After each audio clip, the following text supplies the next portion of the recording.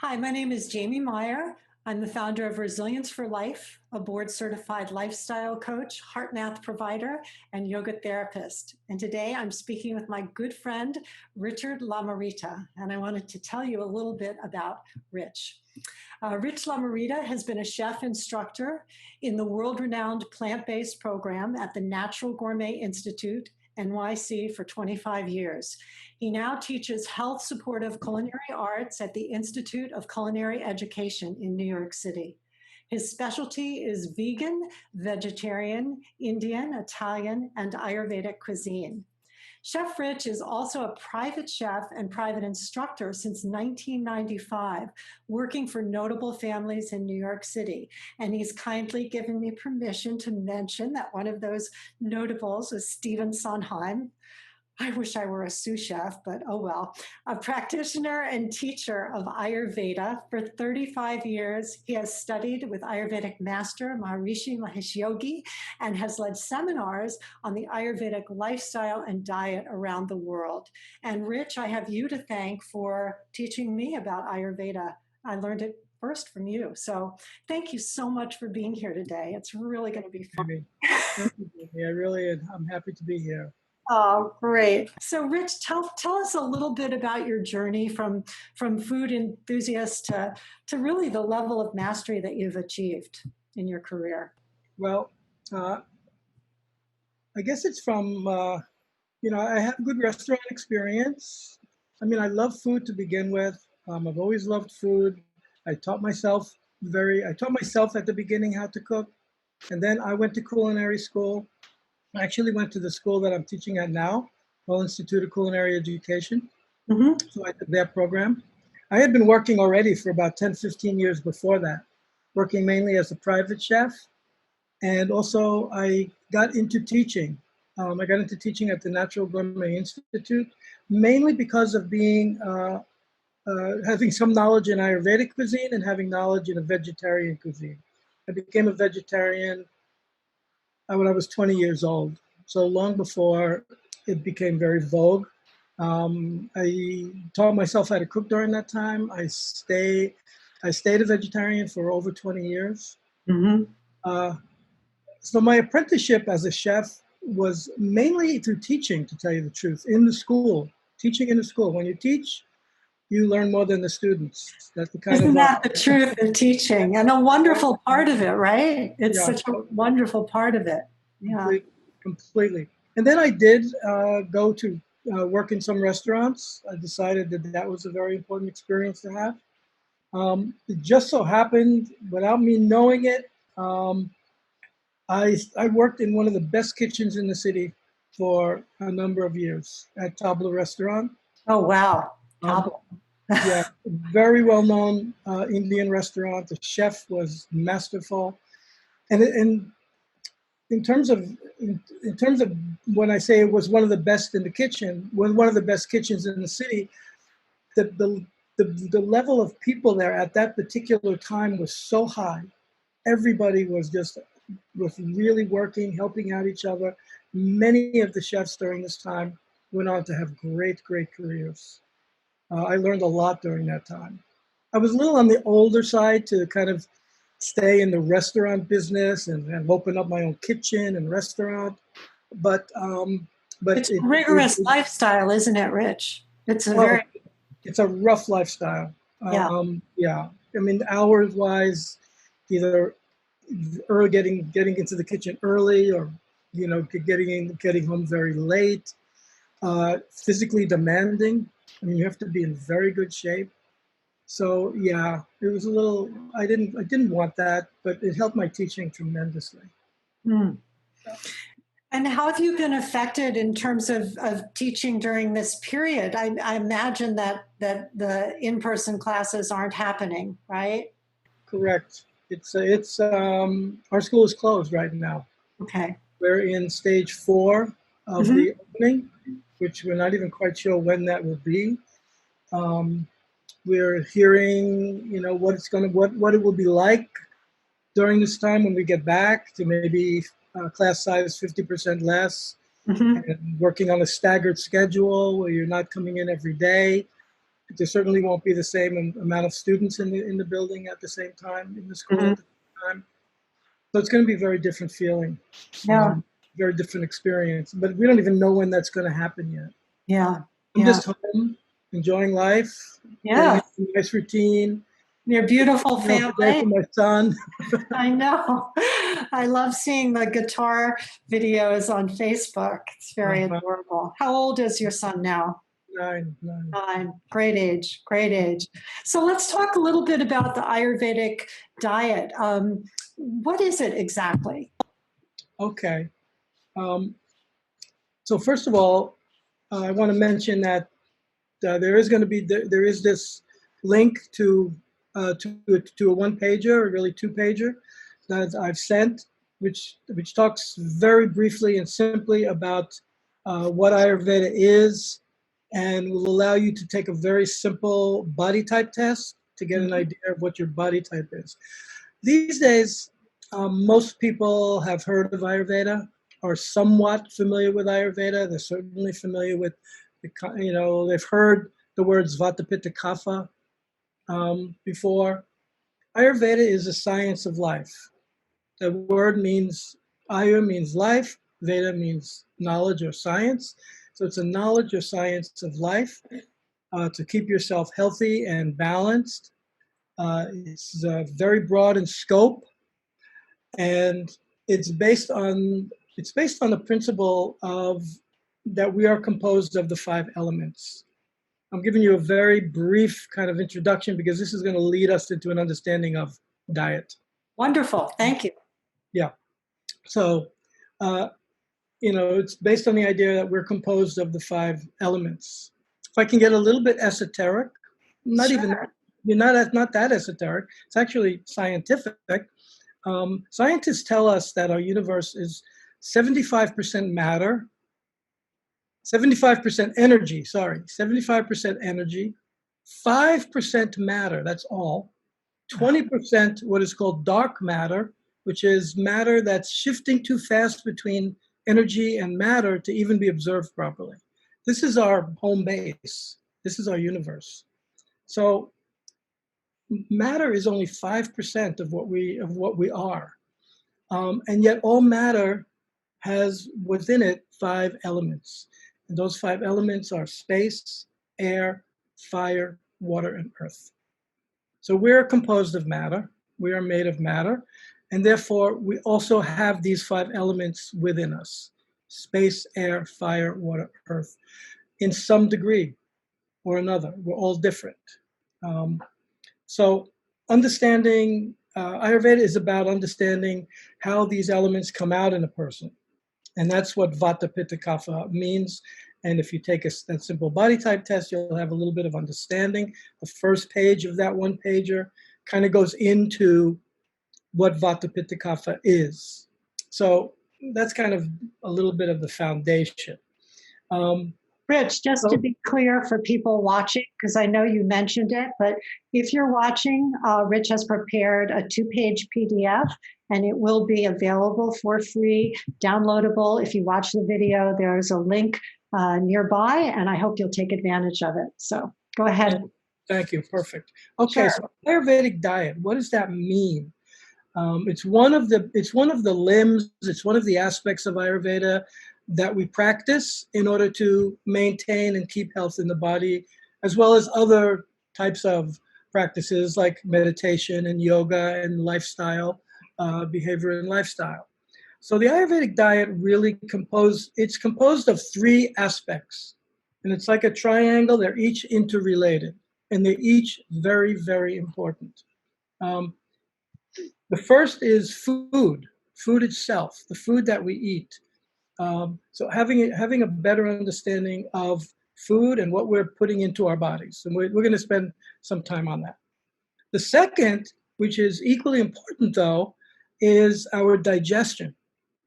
Our digestion needs to be strong, because if you have the most delicious nutrient-based quinoa bowl, let's say, in front of you for lunch, but your digestion is weak, then you're not going to get the maximum out of that. So your digestion also plays a very important part. And then the third part of that triangle is how we eat. That's also very important. In Yeah. other words, again, if you have a very nutritious meal in front of you, but you drink a gallon of water while you're eating it, what you've essentially done is dilute the digestive juices, and therefore you're not getting the most out of it. Or another Or, example would be, yeah. yeah, another Yeah. example would be if you have a full meal, and then 1 hour later you decide you're going to have another full meal. So Right. then you're putting undigested food on top of partially digested food, and that's not going to work. Right. Just just like in cooking, you wouldn't do something like that. Of You know, course. you wouldn't steam some veggies and then when they're done or just before they're done, throw in more. You Right. know, Yeah. so these Also, three. what you wouldn't you say also what you put into your mind and your line of sight when you're eating, like watching the news? Completely. Well, yes, that's another aspect of that, of how we eat. Yes, you should be, enjoying the food, focused on the people around you eating the food, and not so much dividing yourself with business and and definitely the events that are going on today. Oh. So these are the three aspects. So in terms of food, because that's what most people want to understand more of. Hmm. Ayurvedic diet means, and it's one of the beautiful things about the Ayurvedic diet is that it's very kind of open-ended, um, in terms of how you feel in terms of being a vegan or vegetarian or paleo or whatever kind of diet you want. Ayurveda is open for that. Um, but what it states is that there are 6 tastes, and those 6 tastes are sweet, sour, salty, pungent, bitter, and astringent. And each of these tastes are very important for the body because they're performing a certain function.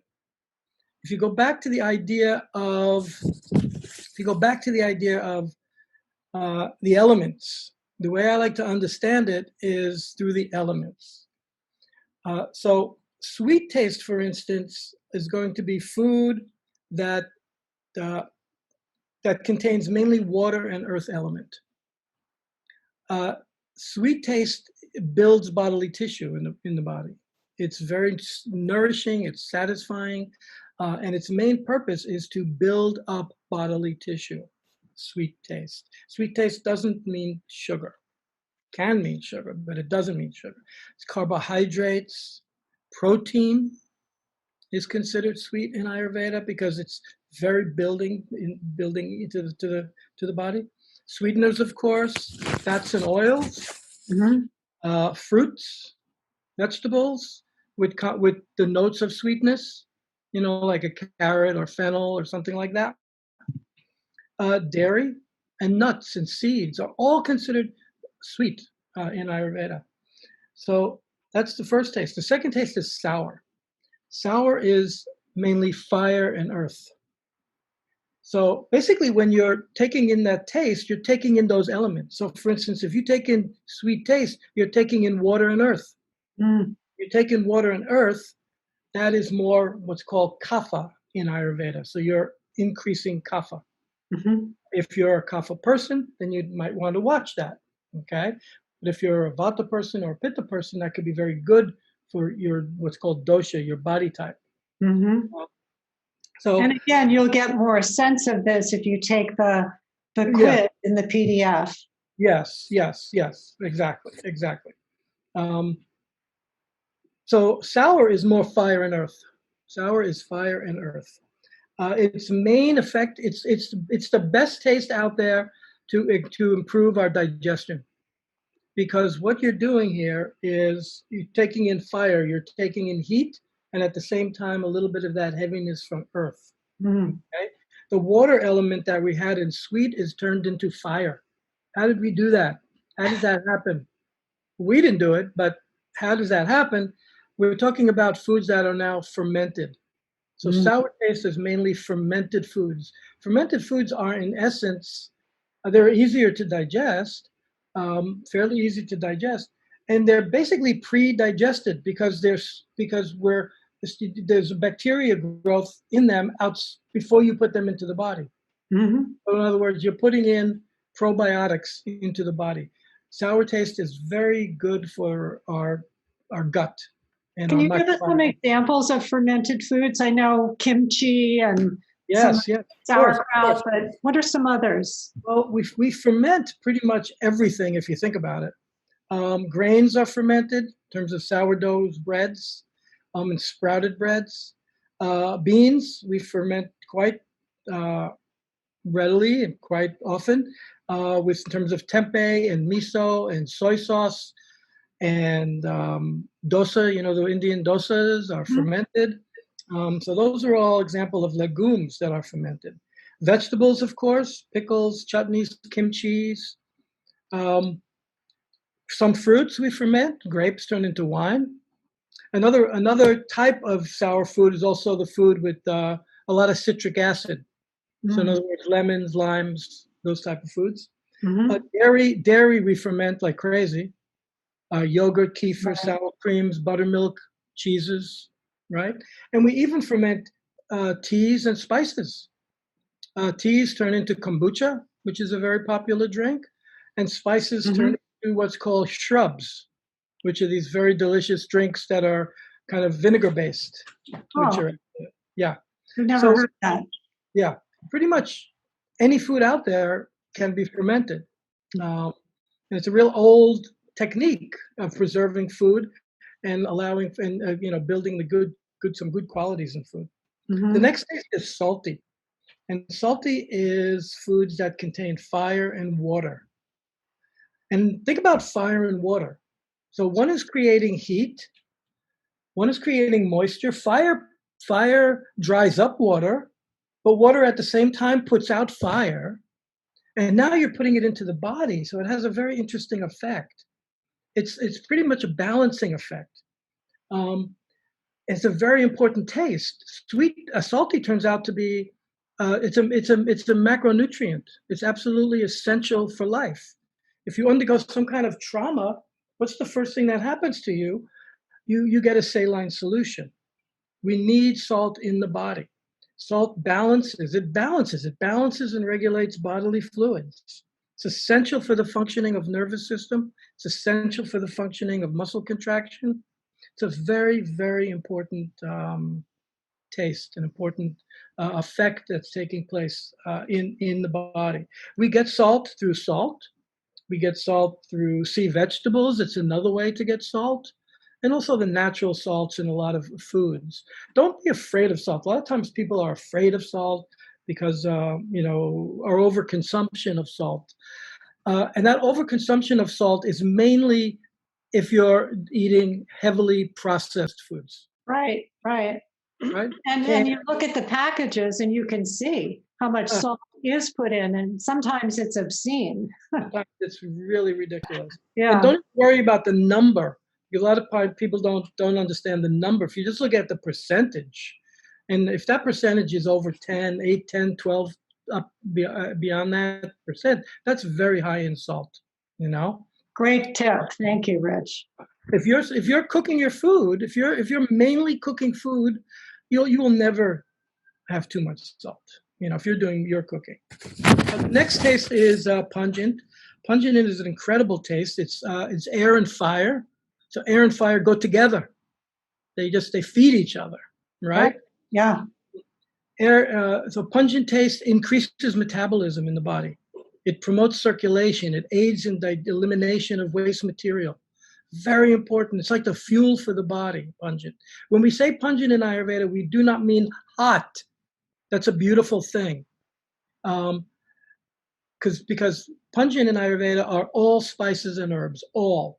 So it can be the hot ones, like ginger and chili peppers, but it could also be basil, mint, fennel, cumin, coriander, spices that are considered digestive spices, spices that are considered actually cooling spices to the body. I So love all those spices. You're making me hungry. everyone should increase more spices and herbs in their foods. Yeah. That Yeah. is your spice shelf should be packed with delicious spices, nice and fresh. You should be using them a lot. You should be using a lot of fresh herbs. It's very important. The next taste is bitter. Bitter is space and air. So space and air, cold, light, dry, moving, dispersing. That's the Rich, effect. can you explain the difference? Sorry, I didn't mean to interrupt you. Could you explain the difference between space and air? As a Ayurvedic educator, I know a little bit about that, but I remember when I was first learning, it was very confusing. Like, aren't these the same thing? Can you? Yeah, no, they're different. They're different. Yeah. Space is just space. I don't know how to describe it. Like if you're in outer space, that's space, but there's no atmosphere there. Okay. Okay. Yeah. Air means atmosphere, literal atmosphere. The atmosphere, the air is in space, but you don't have to particularly have to have air in space. Like when you're in outer space, it's just empty. Yeah. Yeah. Okay. Right. Thank you. Okay. So when you have that effect of air and space, cold, light, dry, moving, dispersing, that's the effect it's going to have on the body. Cooling, drying, reducing, moving, dispersing in the body. Vata in Ayurveda is composed of air and space. So when you're taking in a lot of bitter tastes, you're increasing your Vata. So you'd have to watch it. If you're Vata type, you have to watch eating bitter foods. If you're Kapha and you're made up of a lot of water and earth, bitter foods are a very good taste. So what are bitter foods? Well, we're talking here mainly greens, leafy greens, light kind of greens. The kind that we eat raw, like for salads, but even also the cooking greens, like kale and Swiss chard. Also the vegetables with some bitter notes to them, such as arugula, artichoke, bitter gourds and melons, broccoli, Brussels sprout family. It's called a cruciferous family. Cucumber, parsley, cabbage. Those are also foods that are bitter. Now, bitter is an amazing taste. It's said to be a natural anti-inflammatory, said to be a natural antibacterial and an antiviral and antiparasitic. It's very medicinal. Medicines we know are bitter, mostly. Pharmaceuticals are bitter. Bitter has always been associated with a medicinal taste, And one of the ways of understanding how it works is through this idea of understanding the air and space. Something that's dispersing, cooling, drying, reducing has a very good effect on the body because it pushes those pathogens out. The pathogens don't like to be in that kind of environment. When you want bacteria to grow, what do? You put it in a moist, warm environment. Right. And then it grows. If you have a dry environment with lots of air flowing, it doesn't thrive in that kind of an environment. So that's why bitter is such a powerful medicinal flavor. And then Rich, wait, would you say at this time, whatever your dosha, just with the concerns and the unprecedented challenges we're facing now with COVID-19, do you think it's good for everybody to really be mindful of eating more bitter? Yes, you definitely can watch that. You definitely can increase that because it's very medicinal, but also astringent, as we're going to get to. Oh, okay. Is also very important for that too. Okay. But most important is to maintain that balance. Okay. That's key. Okay. Yeah. And the last one is astringent, which is air and earth. Air and earth is also drying. Think about mud, and then suddenly air goes over that mud, it dries it out. So it's very kind of binding and stimulating, helps to maintain structure in the body. The type of foods we're talking about here are legumes and a lot of veggies. And we're told basically that plant-based diet is the most healthy diet, and that kind of through understanding astringent taste is a way of understanding why it's so healthy. Because it's in the same way as bitter, it's very drying, it's very toning.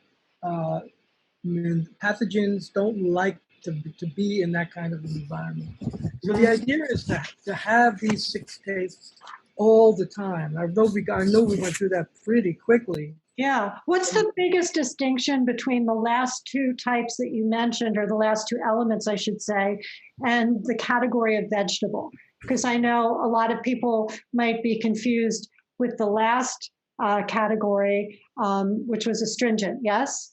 Yeah. And you mentioned vegetables, but there were also quite a few vegetables in the previous one. So how do you distinguish between? Okay. So first of all, certain foods are not just one taste. Foods are multiple tastes. Okay. Food is very complex. Where Ayurveda comes from, in terms of ancient Indian Vedic science, there's not any discussion of specific foods because, like broccoli, for instance, because it's too vast. It's too vast. First of all, foods can have multiple tastes. It can be, like a tomato can be astringent. Vegetables are considered astringent, but a tomato is like an astringent with some acidity to it. And then depending on how ripe it is, some sweetness to it. Wow, so there are degrees for everything. Definitely. And then when you cook it, also you change it because it transforms. It, but you still have its fundamental effect. Okay. So it's kind of complex there until you know. Wonderful. Yeah. Thank you. Okay. So the idea is to keep balance of these on these tastes, number one, and then to adjust it based on how you feel. If you're feeling very heavy and dull and sleepy and sluggish, then that means you have a lot of water and earth in you. Kapha, from an Ayurvedic standpoint, you want to increase more light foods. So the foods with like the veggies, like the air, and also the bitter, like air and space. Also, fire is very good for that. So any food with fire in it. That's how you kind of work the diet to help you to keep you in balance, pretty much. To support your unique constitution, right? Right. Yeah. That's Ayurvedic diet in a nutshell, just in terms of the food part of it. Yeah. And understanding what can we do to strengthen our digestion and making sure we're eating right. Yeah. I think digestion too is, I think a lot of people think of digestion and they just think of maybe, the process of elimination. But the truth is that's where we absorb the nutrients. So I think that's a huge part of Ayurveda's wisdom and brilliance. Not only is the elimination important, but it's our capacity to absorb the nutrients from these whole foods, right? Absolutely. There are three parts to the digestive system that Ayurveda talks about. The first is called the Agnis. The Agnis are our digestive fires. Numerous digestive fires in the body. Pitalin in the mouth, saliva, hydrochloric acid, bile, different digestive juices as food goes through the digestive system. The second part of it is called the shrotas, which are the channels of circulation that everything flows through. How the nutrients get from the stomach into the bloodstream, how the food goes through the digestive system. When those shrotas are open and clear, things function better. And the third is called the dhatus, which are our actual bodily tissue.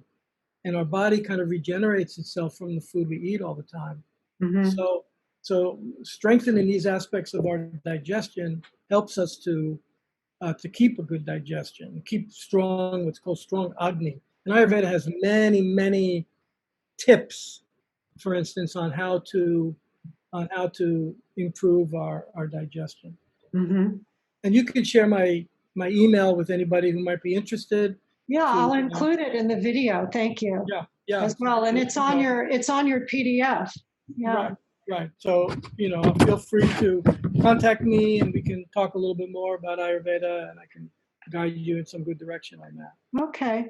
You said something earlier that I just want to touch on again, and it's my understanding in the people I've worked with who ask about Ayurveda, and I think it's misunderstood in some schools or camps. But I'm wondering if you could talk to this. Early on, you mentioned that you can work Ayurveda with a paleo, with a gluten-free, with any kind of diet, which would presumably include certain hopefully healthy and maybe the most ethically raised flesh foods, and I wonder if you could talk to that because there's a lot of there's a lot of debate out there, and I for many years have not eaten meat, but I'd like to know how you can explain to us that for some particular types it may be appropriate, even beneficial.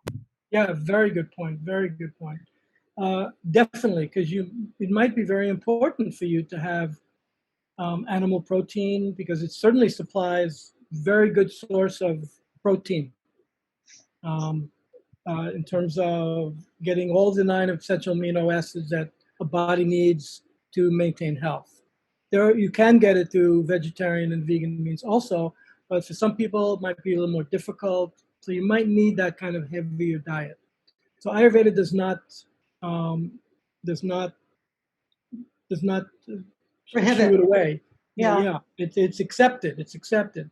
But you hit on a very good point, and that is that if you choose to eat animal products, I think with our understanding today of what that means, you would be very wise to choose high quality animal products, and that means pretty much organic and pretty much grass fed as much as possible because grass fed animal protein is very high in good fats, believe it or not. It's very high in omega 3s. Right. And organic, of course, it's not going to be, that means that animal has not gone through industrial farming, Hmm. which means filled with things that we don't want to be in the food. Right. Pesticides, GMOs, antibiotics. Yeah. You want to stay away from those things because we don't know the effect that it has on people. We've only been eating that type of food for the past 100 years because Yeah. It's that's like we're all guinea pigs, right? well, we are. And when and some people say that is causing the rise of a lot of autoimmune diseases. That's called rise of a lot of digestive issues. It's the rise of a lot of allergies. Hmm. Nothing is proven here, but people are saying that there might be a connection there. Hmm. 150 years ago, we didn't have that situation because most most animal products were organic and it was local. Hmm. So now the choice is out there. You don't have to have animal products every single meal, first of all. And at the same time, if you're going to have it, go for the highest quality. Great. You'll be much better off. Good advice. Yeah, Thank you. yeah. I know we're coming close to the end. Do you have a particular Ayurvedic cookbook or any kind of book on that topic that you might recommend? There are numerous cookbooks out there.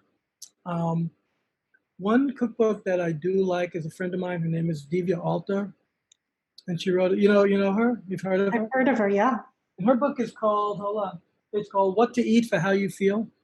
Do you have it behind you? Yeah. Maybe you could hold it up. Yeah. She'd be so happy that I'm promoting her. Oh, that's awesome. Oh, Well, that's a beautiful. I think we have that book, What to Eat for How You Feel. Beautiful. right, Thank you. right, right. Why do you like that book, Rich?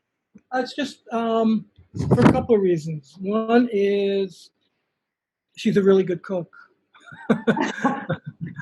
She's a really good cook. She was a chef before she learned Ayurveda. And second is her understanding is very clear. Very clear. So that's one. But there are others, but that's one that's out there that I would Mhm. recommend. I know John Duyard, Dr. John Oh, Duyard has a book, I think, a yoga, not yoga, but Ayurveda for the seasons, eating for the yeah, seasons. yes. That's That, a good one too. yeah, that's a lovely book as well. He's a really good Ayurvedic doctor, and he has a nice website called Life Spa. Life Spa, great. Okay, good. Yeah, I'll put that as a footer on the yeah. video when people watch. And you've graciously, in addition to giving the PDF which you prepared, you have. I just want to confirm it's okay for people to email you if they have questions. Yeah, please. Okay, Happy, wonderful. I'm happy to So talk and teach Ayurveda. Yeah. Oh, beautiful. Thank you. So, any closing thoughts before we wrap up today? Uh, Yeah, it's been so wonderful to go over the different elements and how the food relates to each element. It's a great refresher for me, and I think a lot of people will be very interested. yeah, that's a good way of understanding it. That each taste means a certain element is coming into your body. So it's Hmm. very important to get that balance. Last kind of closing remarks Ayurvedically, besides thanking you, Oh, heartfelt, for asking me to come on and talk, is what we create out of our food in Ayurveda is something that Ayurveda calls ojas. And ojas is life force, mhm. basically. It's the life, the energy that we get out of food. And we do get energy out of food. On top of it, Ayurveda even talks that there's some kind of physical aspect to ojas. It's like the juice of our body. Hmm. And that juice of our body, it can be very high quality. Um, there's a lot of liquid in the body, a lot of fluid dynamics going on in the body. And when that juice of the body is very high quality, it's called ojas. When we develop good ojas, strong ojas in our body, our immune system is very strong. And that's what we strive for when we go for a balanced diet, when we practice Ayurveda, to develop good, strong, healthy life force in the body so that things that come in and tend to knock us down and knock us off and invade us in a sense, we have the strength to combat that. Important always, but probably now more than ever, right? Yeah, yeah, Yeah. yeah, yeah. Um, Rich, thank you so much for taking the time to talk with me and Thank you, educating us Jamie. about this. And I wish you and your family the best. Stay Thank well. you. Thank you so much. I really appreciate it. My pleasure. Bye.